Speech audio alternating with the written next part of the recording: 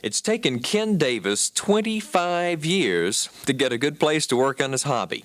His hobby is antique planes, so Ken needed his own airport. It's a grass strip outside of Statesboro, Georgia. Here, and in his workshop at home, he transforms beaten up, damaged, and worn-out airplanes into shiny classics. Many of the planes from 30 and 40 years ago are gone, scrapped. The skills needed to repair the frames and to replace the fabric coverings are rapidly joining the lost art category. In the past 25 years, Ken has restored 20 classic planes the hard way. Cut the fabric off.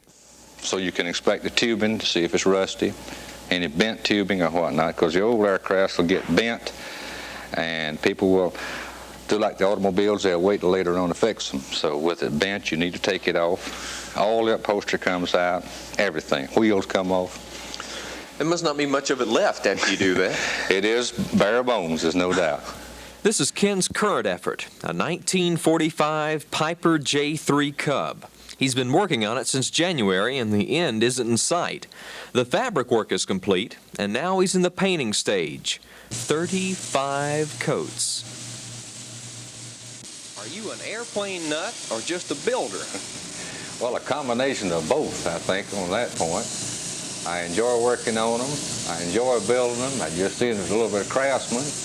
And I brought up and raised in aviation since the 30s, so I just thoroughly class myself as both a nut and a builder. Are some of the things that you do when you rebuild an old plane, are they more or less lost arts? Absolutely they are. The manuals that you can build something by are long gone. Some of them are around still, and some of them you can find, but some of them are incomplete.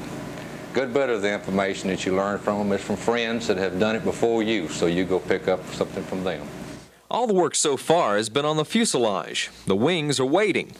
One thing is certain, when Ken Davis is finished, this little Cub is going to be a showpiece. Is flying the big attraction to you?